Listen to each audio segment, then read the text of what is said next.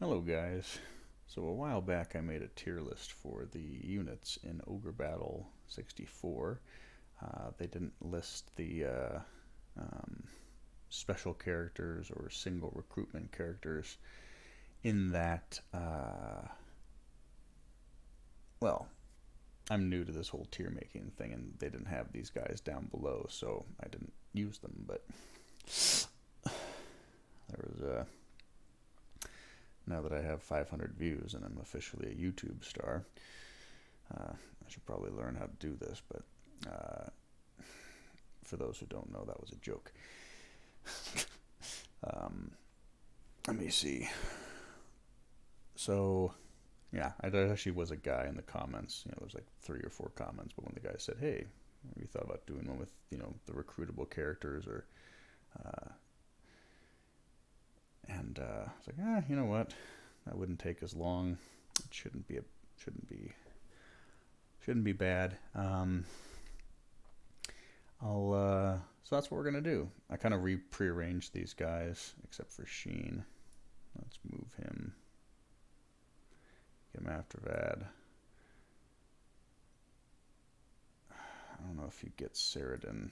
Well, it doesn't really matter. We'll just do that. There we go. These guys. This is all approximate. I don't know exactly. When the people come, and like with Bisque, Europa, Paul, and whatnot, you don't really, you only get one of them.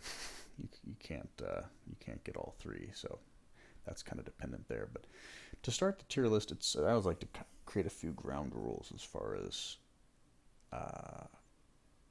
the way in which I would want to judge everybody. As an example, Magnus has 3 class changes throughout the game, and each one obviously gets better.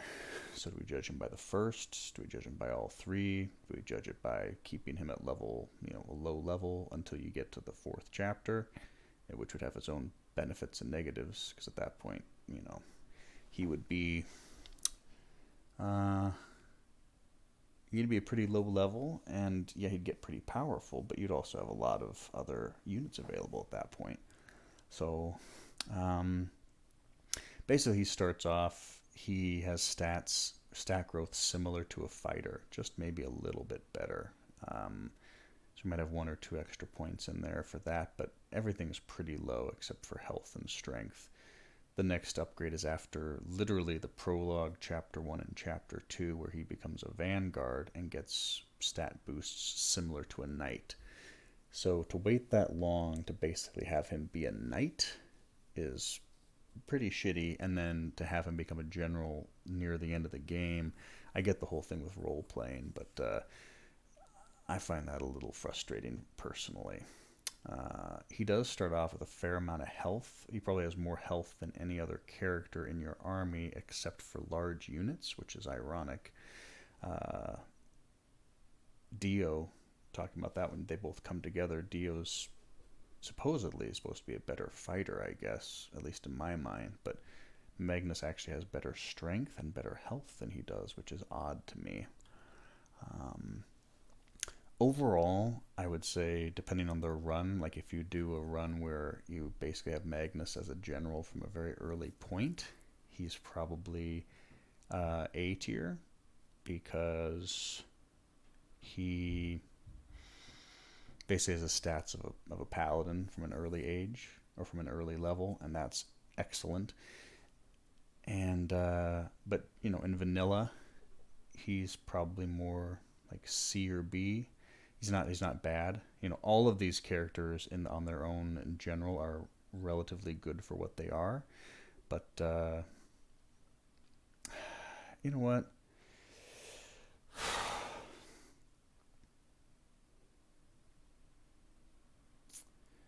For Magnus on his own, I don't want to put him in like C or B. Both of those feel wrong. Like, he doesn't feel like he deserves to be in B, but he also is just a little bit better than most of the other characters that are. And then here's the other thing too. Like, am I ranking him against all of these other characters, or am I ranking him as a standalone character with all the other characters in the game? Uh, Compared to him and how he fits into it. he's basically like a weaker version of his father, and there's no shame in that. There's no shame in that, trust me. You know what? Actually, we're going to put him in B.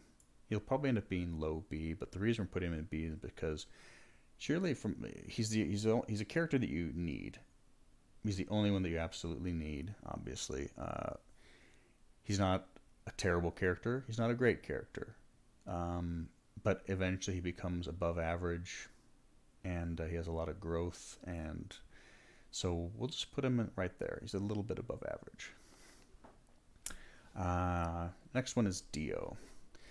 Dio has the beginning stat growth of a knight, which is not bad, actually. If you start any vanilla game and you start with a knight and you keep them as a knight and then you change them into a paladin when you can, they'll become a paladin, potentially 3 levels before anyone else can because of that extra stat growth. He also becomes a warrior halfway through the game, and that is paladin stats basically. Again, I don't know if they're exactly that, but he gets 5/5/5 for health, strength, and vitality, and then a decent spread for the rest. Probably like 3 or some 3s, and probably a few, like a 4 here or maybe a 2 there, but overall pretty good. I don't know if he deserves to be A, but that's the other thing too. Like, maybe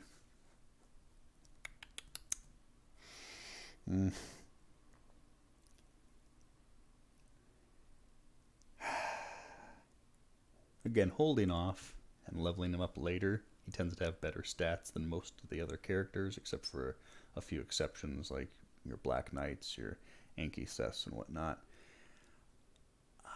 He's definitely not S. He's definitely not C. He's either like low A or high B. And I'm inclined to have him be... Like, if I were to compare him to... well, he's not like Troy or Asnabel or Katrina where they can kind of be changed and whatever. He's basically got stats on par with Debonair, Destin, people who think are pretty great characters. The difference is these guys level up with their same class the entire game while he doesn't get to. So I'm going to have to go with low A, actually. I'm going to have to go with low A. If I put anyone else in A, we'll just have to compare him to Dio. But overall, I think he just gets better growth than Magnus most of the time. He's got a pretty good little character arc thing, too. He will be overall better than, people like Troy, people like Katrina. If you don't make Asnabel a Black Knight anytime soon, Dio's going to be stronger than him. He's going to be overall better than a lot of your characters, especially when he turns into a warrior. He's not great, and I don't want to put him in A like, he's just top tier A. He could go A or B. I feel like because he starts off as a knight, basically, he has the qualities of a knight. And even if you have a character in your army that you just start out with, if you just start out with an archer, if you start out with a knight, or you start with a fencer, after 10 or so levels, their stats are going to be not exceptionally higher, but noticeably higher than all the other regular soldiers, and Dio's kind of like that. So he definitely stands out, and let me just see. He's better than Gilbert. He's going to be on par with Debonair, although Debonair... Yeah, he's going to be on par with Debonair, actually. I'm not going to take that back. He's better than Paul, better than Leia, better than Troy, better than Katrina. He's actually above average as far as most of these guys. So, yeah, we'll keep him in A. Might be low A, but that's where that is. Leia, I don't really want to have an F tier because I don't think any of these people really belong in F tier. So I'm not going to put her in F tier. But she does go into D. And the reason for that is because she's basically a Valkyrie. She starts off as a Valkyrie. And Valkyries they're not good. Uh, they are fundamentally just weaker. They're weak fighters and weak wizards combined into one. And they don't excel at anything. They are not tanks. They are not attacking. They're basically a jack of all trades. Uh, they can block, but not as much as like a cataphract or a swordmaster. They can dodge, but not as much as a ninja. They can do magic damage, but not as much as a wizard or a siren. They can heal if they have the right weapon, but not as much as a cleric. They can attack in the front, but they'll never get 3 attacks, and they'll never do as much as any other physical attacker in the front. It's, I'm glad that we have them in the game, but she does become a rune knight, which I think is basically just her version of the upgraded Valkyrie, which is a Freya. That's fine. What are we doing next? Troy. Troy might belong in D. He might belong in C. We're going to judge him based on if he stays in his current class and or just upgrades later on. If he upgrades later on, he's going to be a phalanx. In my game, I mod everything heavily and just change things, and I like to have him, go back to level 1 as a phalanx, level him up with some special equipment, change him into a fencer to get some more dexterity, change him into a paladin, then turn him into a dragoon. And I also have like 5 or 6 dragoons in my party because, again, as I said before, I cheat to have fun. But on his own, just as a phalanx, he is tanky.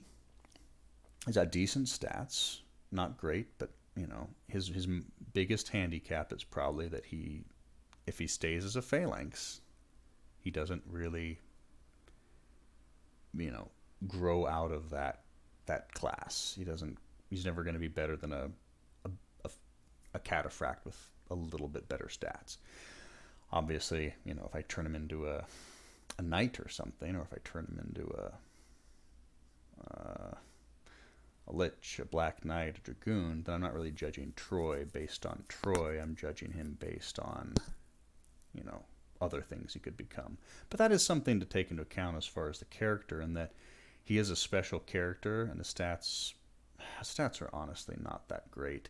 He starts off at level 8. I think his strength is around like 80. He's got some vitality, this or that. But, if you hold off on upgrading Dio until, hell, even if you upgrade Dio early, Dio's going to have better stats than him. Magnus is going to have better stats than him. Leia might even have better stats than him. But because of his versatility and because he's just a little bit better than the average character would be at that level, he's a decent leader. He's a C tier. Katrina, I always turn her into an angel knight or a seraph right when I get her, or right after I get the angel brooch. And I do that by cheating because I like to pretend that she's been killed trying to save Asnabel.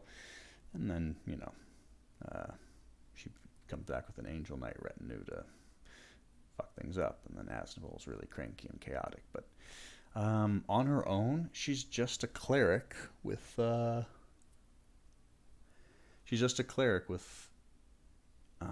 I'm not putting her in C. I'm just letting it sit there for a second. She's just a cleric with a little bit better stats because she starts off as one instead of an archer or an Amazon. And here's the thing about the game. Like, she's not necessary. You don't really need healing in this game. If you build your army intelligently... Actually, if you build your army intelligently, you should just have a priest in each of your units, in most of them, because then you will never lose battles, and you can just power through everything. They're pretty great. I'm tempted to put her in low B, because while the game is not challenging, if she was to fight Troy or Leia, she would never die. If it was just like her versus one of them in a training thing, they could never do enough damage to really kill her.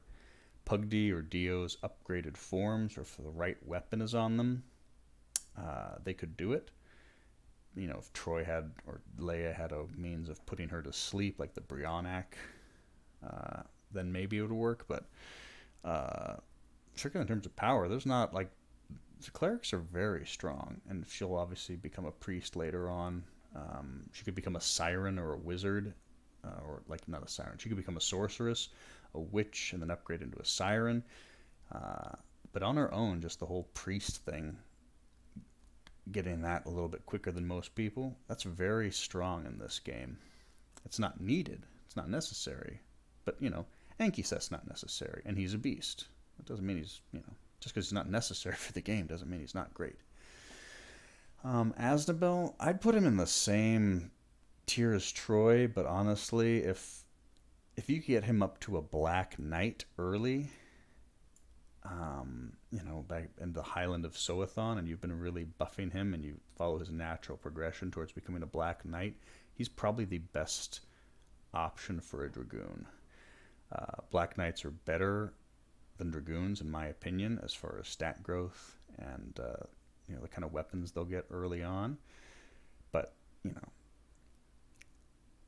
once all the stats are done, you can upgrade him to a Dragoon, and he's basically just a Black Knight, but he gets 3 attacks instead of 2. He is dependent on getting a class change and not having Black Knights with other characters, but,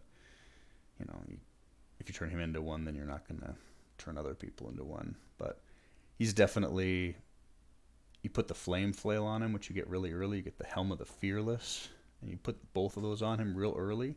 He's one of your strongest characters early, and then you upgrade him to a Black Knight. And he can still wear the Helm of the Fearless, which is his character item. He's very good.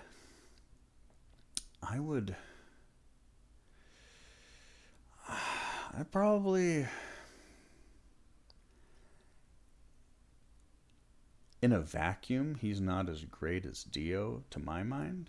But with the way that his character should go, as far as become a Black Knight, the weapons he has access to early, and the Flame Flail and the Helm of the Fearless, that's something he's got going for him, because these guys don't wear helmets.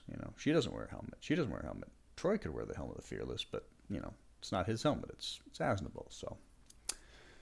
Yeah.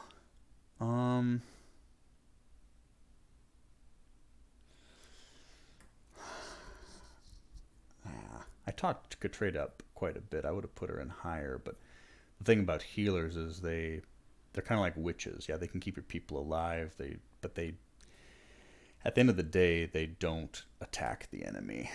And while that's a good thing, while they do good things, they're not gonna. The damage is what wins the battle for you. That's how you get the experience. So there's pure support characters can't be super high. Really, I might be wrong, but that's the way I feel. Liedell, Archer. She's basically the first Diana you can get, because she's got pretty good stat growth. I'll put her up there with Asnabel. She's going to be one of the best back row damage dealers you'll get. I don't know if I'll put her in front of Dio. I'll put her in front of Dio. She's not. She isn't kind of the tier that's like great.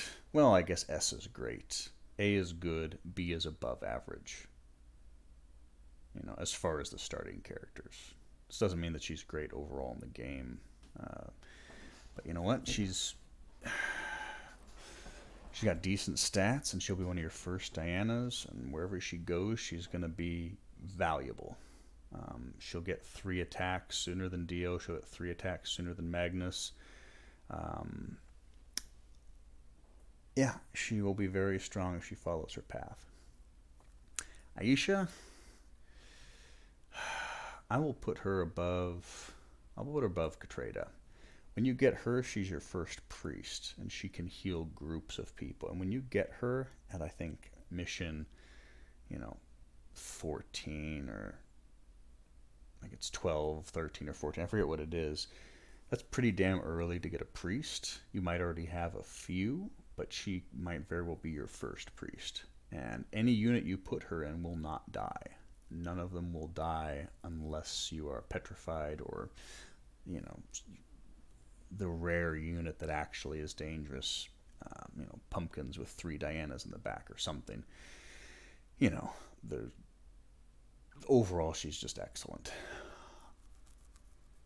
for what she is. She's still a support character. I tend to favor. Actually, if I'm being honest, in a lot of ways, she and Katrina are more valuable to a group than Dio and Magnus, and the reason for that is because they will mitigate and heal more damage than Magnus and Dio will do eventually.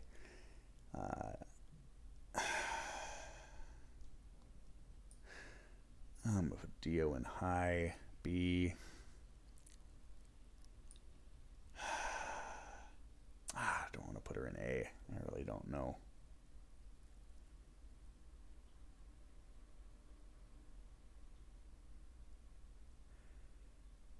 As far as usefulness to the army, Aisha brings more to the table than Magnus does. And she kind of comes right around the time, like a few missions after this, Dio becomes a warrior. So with that in mind, if I'm going to worry about putting her in a front or a head, Dio, I think, gets his blessed sword. He's like a paladin with a little bit of boosted stats. Yeah, put him back up there. Yeah, I'd say Aisha's up above Magnus. Bad. If I don't put him in S tier, people might think I'm racist, but the truth is, he's a pretty excellent character.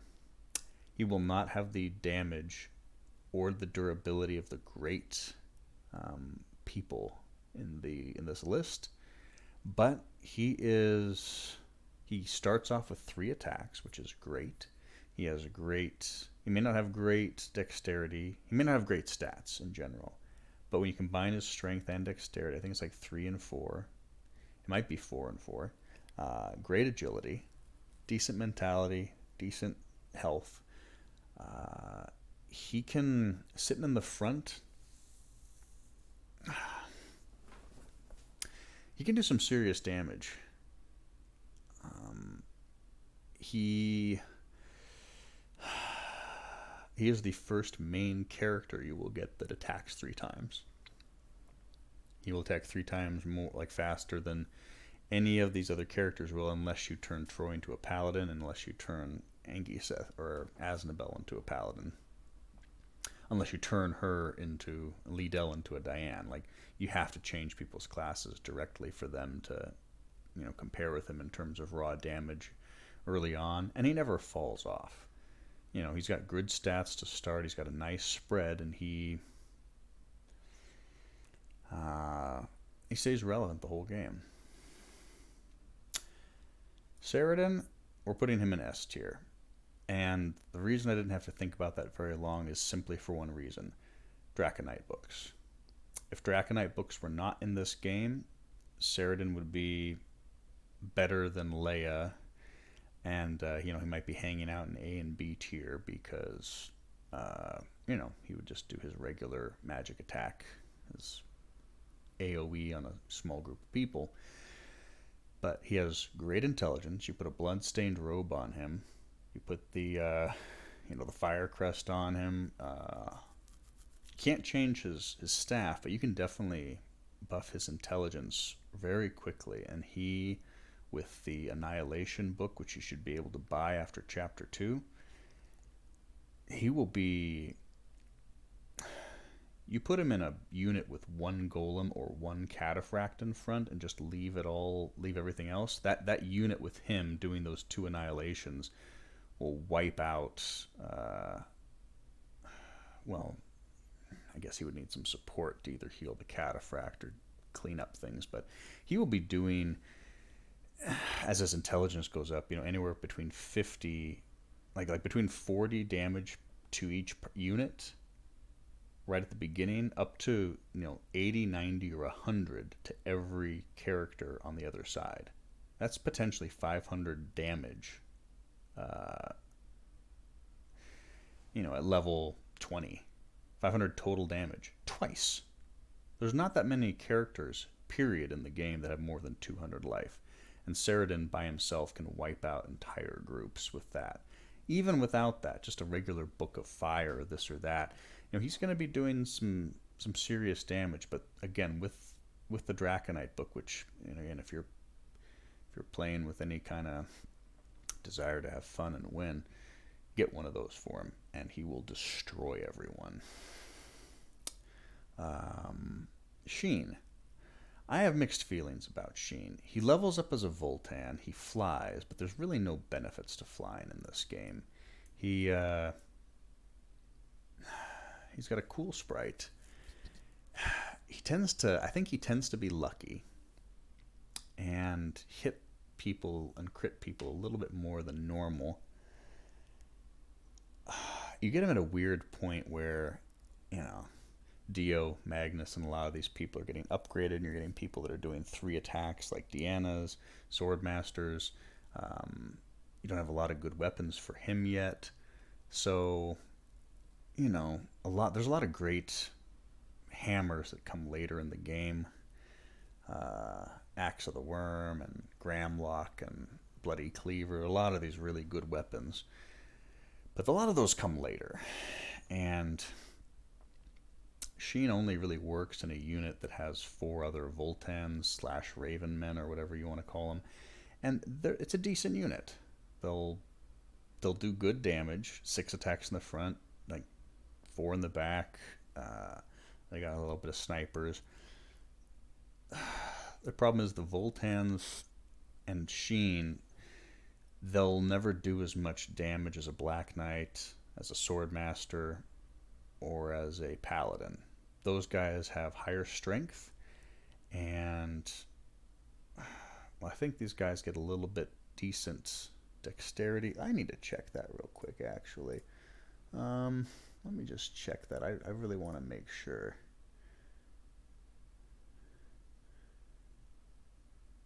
Yeah, so 5, 4, 4 for the Cataphract. Black Knight, of course, is insane. Let me just check the demi-human. So Voltan 4 strength, Raven 4 strength, and they actually get... Voltans get 3 dexterity. Ravens get 4 dexterity.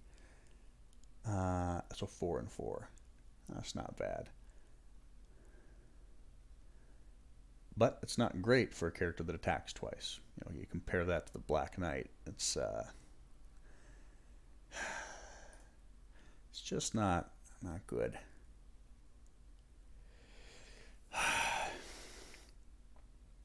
He's pretty strong. He comes with good stats, like more than a normal Hawkman would have. But he's kind of pigeon. You don't change him. You don't upgrade him to Voltan. You don't upgrade him to Raven. You keep him as a Hawkman, so he doesn't change at all. He'll only ever get 2 attacks. I think if you put him in the back row, he only attacks once, maybe twice. But yeah, he will never excel in the vanilla game unless you get certain equipment on him and buff him via like certain items, like the Bloody Cleaver, which you don't get for a while, or the Saint's Garb, which you don't get for a while, or the Celestial Veil, which you don't get for a while. If he's leveled up with those things, he'll get +3 strength every time with +3 health, and he will start to really pound on people. But that just won't happen till later. So I don't want to put him in D because I actually like him in the games that I play, but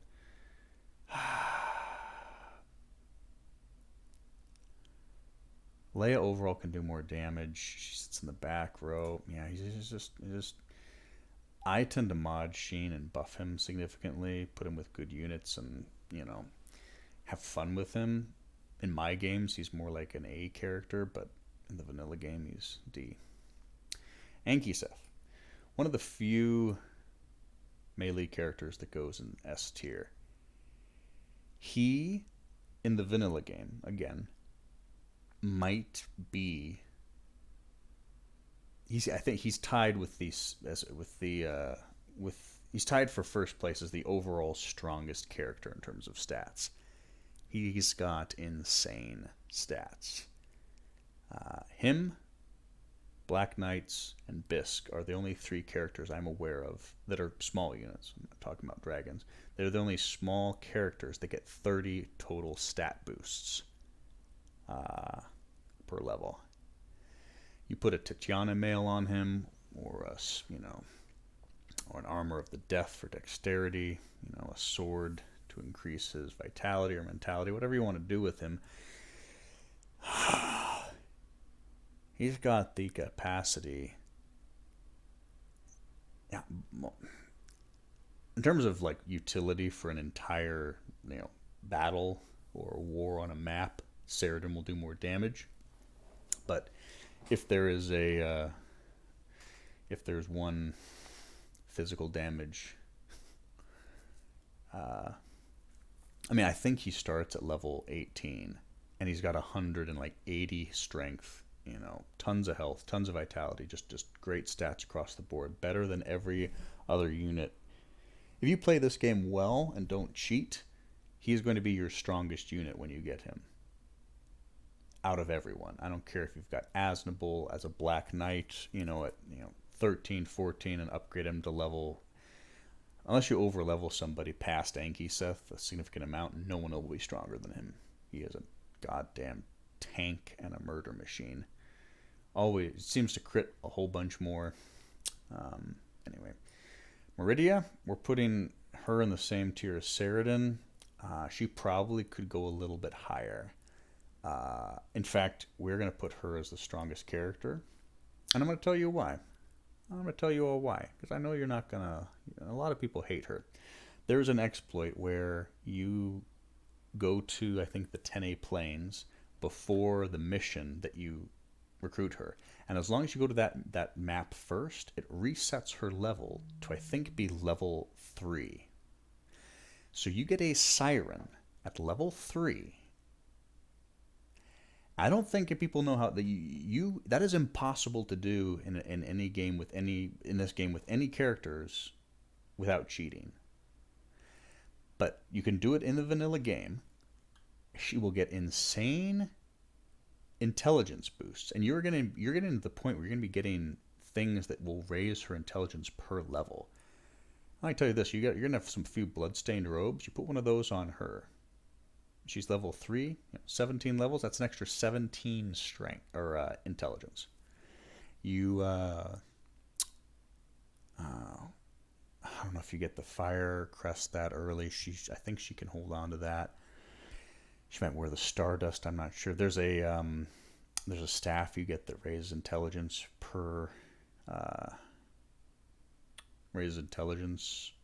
just like the bloodstained robe does per level. You get the fire crest on her. Out of all the characters naturally in the game, she has the capacity to be the overall strongest. It's not as fun because I'd like Saradin to be that character. I'd like Ankiset to be that character. I usually try to make Dio and Magnus and Troy and even Leia in my games to be great like that. But in a vanilla game, getting 8 intelligence every level from level 3, we're looking at, by the time she gets into level like the low 20s, she will have over 200 and 200 and like 20, 230 intelligence. You put a white mute or an annihilation or the kind of thing that Saradin has on her, it is game over. Even though the game is ridiculously easy. Like, it's just, she will outpower Saradin, because I believe Saradin cannot have as many stat boosting items as she does. He can't change his weapon. She can get a weapon that will raise her mentality or a weapon that will raise her intelligence per level. And over time, that puts her narrowly ahead of Saradin. So, Europa, she is a very pretty Burthen Sentinel. She's a Legion commander, a Centurion. She only attacks twice, but she's got a great sprite, and for some reason, she seems to attack harder and crit more than almost every other character, and I don't know why. Maybe it's a luck thing. I'm not sure. But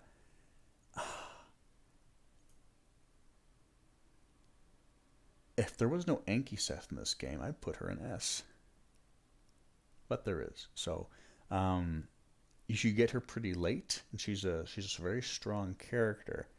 She does not excel in combat the way Ankiset does. She doesn't, but she's, man, if it was her versus any of these guys, you know,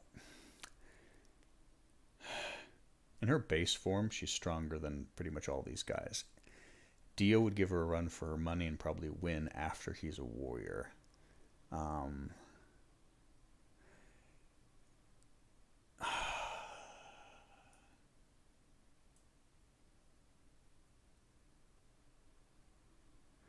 That's the other thing too. Like Dio's just not going to have the stat. If you're using him consistently, he's just not going to have the stats to compete with her. She's got some pretty nasty stats, even though she shouldn't. End game, Dio is going to be stronger. And here's the other thing too. How do you rate this? You know, end game, Ankiset's going to be probably the overall strongest character you have, with the exception of one other character we're getting to soon. You know, when you get her, she's probably going to be on par with Dio or stronger. If you just level everybody up to 60, Dio is going to crush her.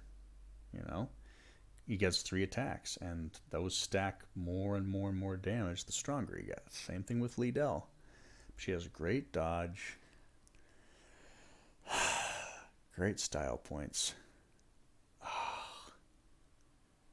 And it really just depends on how I'm going to... It really just depends on where I'm going to put her, like how I'm judging it. If it's just like the base everything, and we're not getting too high of a level, she's up here. If we're playing to level 50 or 60, she'd probably be more back here. I think most people would play more towards like they're going to be level 30 or 35 at some point, and you know she'll probably be on par with. But for most of the game that you have her, she's going to be better than most of the characters. All right. She attacks twice from anywhere. That's a good thing. Very great stats. Bisque, he's the only other character. He's the only character that could really compare with Ankiset. These guys both get 30 total stats. They're identical, except Ankiset, I believe, gets 3 dexterity per level, and Bisque gets 4. Bisque gets 3 intelligence per level, and Ankiset gets 4. Everything else is the same. So on a long enough timeline, Bisque would probably beat Ankiset. In fact, on a long enough timeline, Bisque would beat Ankiset. But at the end of the day, too, at night, Bisque will win easier because he turns into a werewolf. And during the day, he only gets 2 attacks, so he would lose. So because of that consistency, I have to put him behind Ankiset. And also Ankiset in the game is the one that captures and, you know, wins. But, and actually puts Bisque in prison. So there's that. Ankiset has already beaten him. So, but Bisque is awesome. Paul? People hate enchanters, but you know what?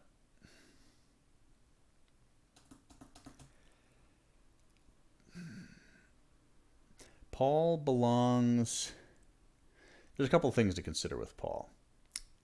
If you go for him, you cannot get Europa and you cannot get Bisque. If you go and get Europa and you qualify to get him and you have Ankiset in your party, you can't get Bisque anyway. But basically, if you choose him, you don't get Europa. But if you do choose him, you have the option to get, I think, 1 or 2 more liches. Because I think you find 1 or 2 in his map. He attacks 3 times from the front, twice from the back, and he can use the Gallant Doll, which is actually a very strong weapon.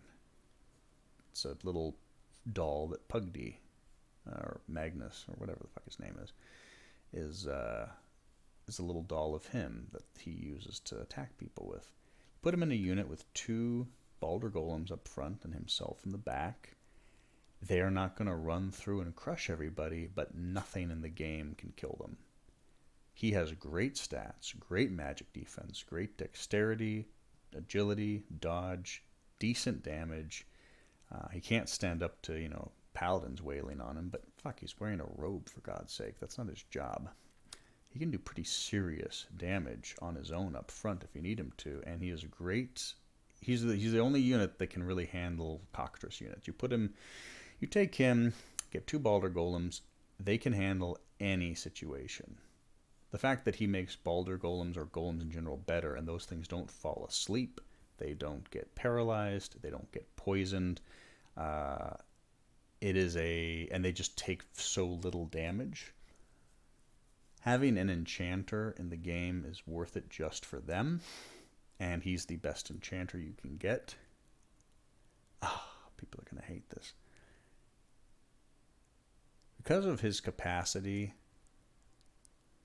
he attacks 3 times. He's up there with Thad. You get him on the later side.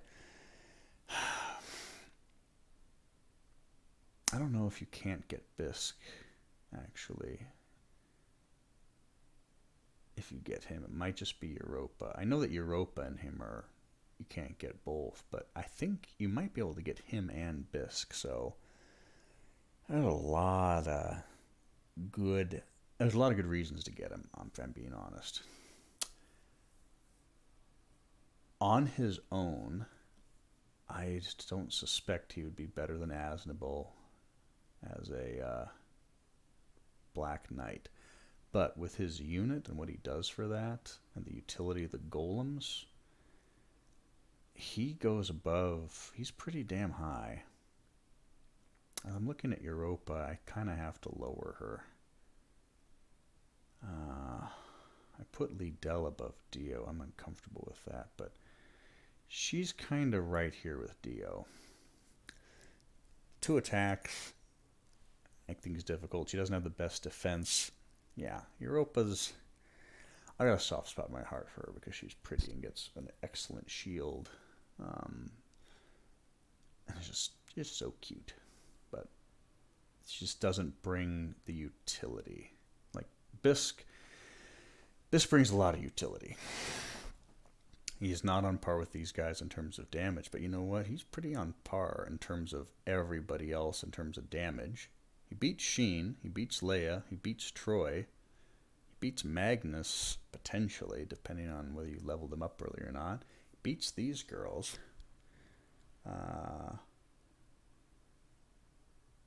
May not beat Dio in a fight, but man... Him and 2 Balder golems are one of my favorite units, and I do not play a game if I do not have them. And I actually usually just cheat him in early and have him have his Balder golems early because it's just that fun for me. He gets enchanter stats, which aren't bad, but he starts off with a very high high stats in general. The heroes usually do. So obviously he's not S tier. But of all the units,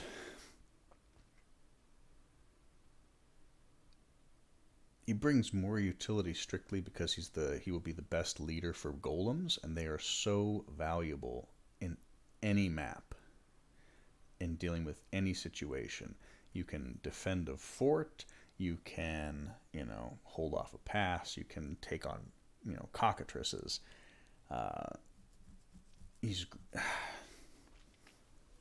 I'm sorry, I know everyone hates him, but he's really good. Debonair. Debonair is an odd duck. He has great stats. He's got great mythology in the game, but in this game, you cannot change his sword. And that is a huge, huge knock against him. Because physical damage in this game sucks. It's not awful, obviously, but it is not good. The reason why paladins, black knights, and all those people are so high is because they have a naturally enchanted weapon that does magic damage. And they will usually do 50% to 100% more damage simply because they're attacking with a element instead of just physical damage. And his weapon, the Sonic Blade, is not air enchanted. It's physical. If his sword was air enchanted, he would be low S, high A. Because...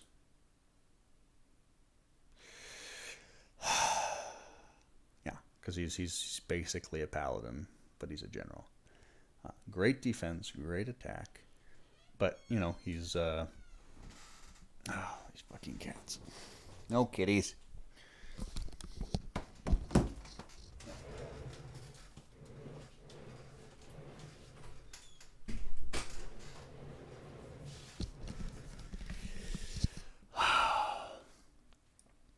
Like, I love Debonair. He's one of my favorite characters. But if I had to compare him to somebody like, Ankiset, Bisque, what am I going to do with him? Like, Dio is better than him at this point. Like, even if Debonair has better stats, Dio's going to do more damage because his weapon is modifiable. Pugdy is going to do more damage than him. Ah, it's so sad. I can't believe I want to put him in B tier. Oh, God. Ah. Okay, his character is like high A, low S in terms of stats and all the other stuff. But the fact that you can't change his weapon, or you can't give him a new accessory, he's basically got his tunic and his sword are unchangeable. That is just so sad. That bothers me, but yeah, that is a huge problem. You put the Eurasian on Pugdy, you put a Blessed Sword on Dio, or an Adamant, whatever. They're going to beat him. He just does not have he just can't cut through the defense. He's like a paladin with a shitty war weapon. That's really sad. Oh. Alright. Destin, he is the leader of the First Revolutionary Army. He is one of the last characters to join your battalion, which is usually a very big knock for me, but I get it as far as role-playing perspectives. Where he joins a side, we have to do low S. He could be high A, but when I look at, VAD, Europa, Dio, this other stuff, Destin has Paladin level stats. I just check. He's... Yeah, 555 3433.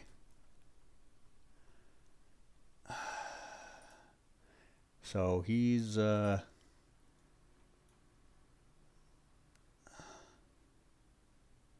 he gets the same stats as a Dragoon, and that's not a good thing. Dragoons are actually pretty shitty.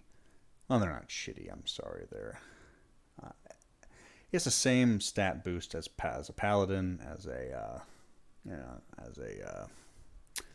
Dragoon. He gets the 555 to hit point, strength, vitality,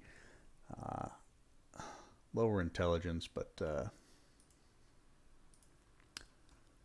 yeah, he gets decent mentality. But I mean, Ankiset is stronger. Bisque is probably is stronger. You know what? He's right up there. I think he gets 28 stat per level, which is just 2 less than Ankiset and Bisque. If he had 1 more agility, 1 more dexterity, he'd basically be Bisque. If he was intelligence and agility, he'd basically be Ankiset. One thing that's good, he uses a big greatsword, but really the difference between that and the weapons they're using is not that big. He's pretty good, but yeah, he's better than A tier. He's not the top S tier by any means. Gilbert, he's basically the Paul of just above average instead of good. You get him. He's like the last character you get, and he's also, at this point you'd already have a Beastmaster or whatever. So, it's just he's not good enough to really want to fit into your army at this point. At the end of the game, like you literally get him in the last chapter. He's got decent stats, but he's just not. He just does not shine. But in a group with 2 Cerberuses, you put a Blood Whip on him and a Saint's Garb. He's gonna be decent, but I actually can't. Oh man, I put him below Aisha. You know what? Yeah, Aisha would counter him. You put her in the back with 3 paladins, and he's got 2 puppies. They're not gonna do shit, or 2 worms even. Yeah, Jesus, he's not as. She kind of counters him.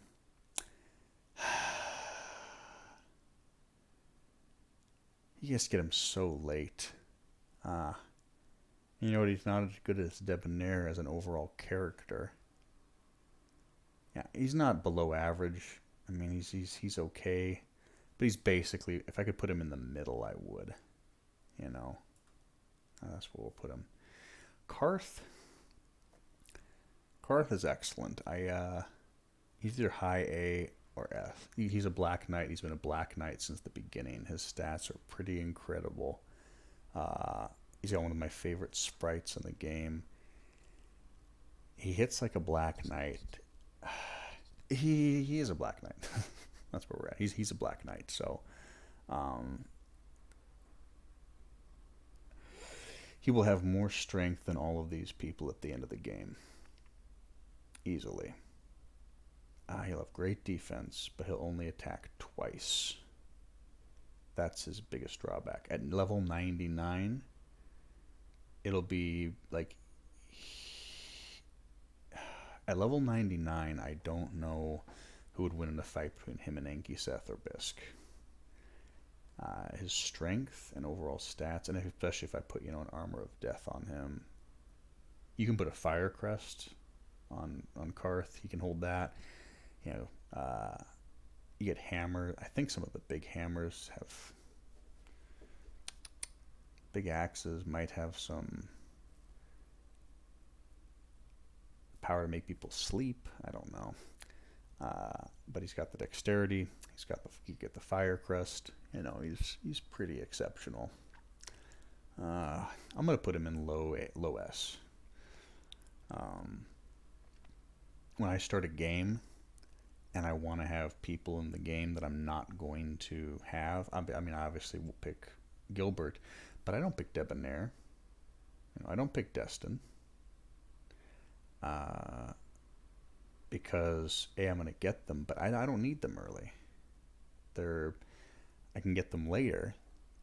I normally go good, but what I'm trying to say is these three characters right here are the only characters that have a natural 30 score in terms of stat boosts. And out of that, Karth gets the most strength, which is the most integral part of doing damage. He may not attack as much, but as the game goes on, he is absolutely awesome. Whenever I start a game, and I'm actually playing through him right now, I might upload it at some point.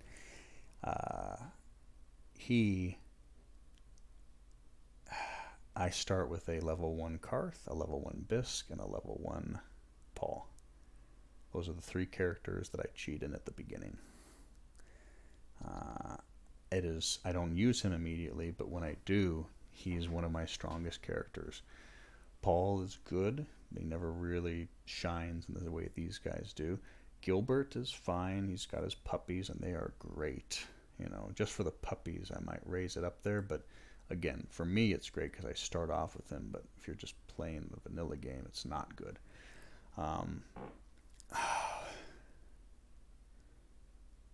I might put Paul a little lower just because you get him so late. But yeah, no, Karth is up there. I couldn't get rid of these guys down here. You got the princess, the vampire, the lich, the dragoon. The dragoon is basically Destin, but just, usually comes from character that isn't as good. I don't really need to do these guys. I already did the tier list as far as the Black Knight, the lich, and the princess and all the other stuff. But I hope you guys enjoyed the video. As always, I'm open to going back and kind of revamping it a little bit. It's always hard to make a tier list because, by what are you judging? Is it just damage? Is it their utility? Is it overall stats and their one-on-one fight? Is it how much they will help in a fight?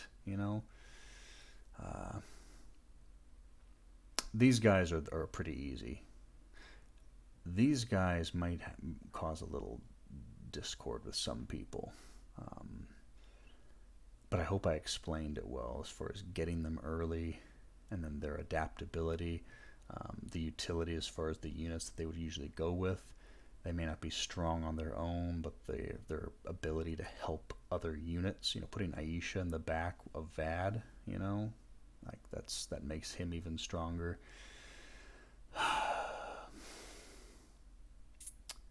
You know, the class change that you can't really control in a vanilla game.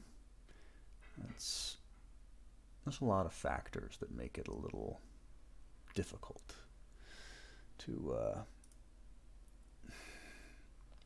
be totally accurate with this, but I'm curious to see what people think.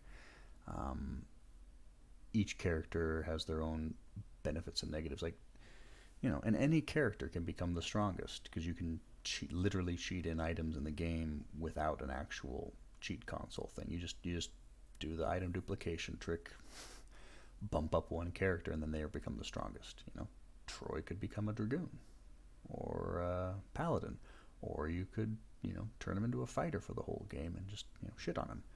It's just Europa, Dio, you know, Debonair, a lot of these characters that don't get to change, they're a little bit easier to figure out because they don't have that same kind of versatility. But on the other hand, that also might work against them, that they don't have that versatility. Berserkers aren't that good, but Black Knights are. And a dragoon raised from a Black Knight is really good. That's one of the strongest characters. You know, but if you don't do that and you just keep Asnabel as a berserker, he's just, you know, or if you keep Liedell as an archer. It's just the time frame which you get these guys. Gilbert's literally, besides for Karth, the last character you get, and you're at a point where monsters and beasts are not that strong anymore. So it's one of the reasons I cheat him in early and try to role play it that way, and just compare his stats to the Gilbert that comes later and see which one's better. But anyway, guys, it's been a long video, probably longer than it needed to be, but I hope you enjoyed it. And yeah, I do like responding to comments and theory crafting with people, so since there's actually very few people that watch any of these, I'm sure I can respond to people when needed or when necessary. But I hope you all have a good night, and we will check in later.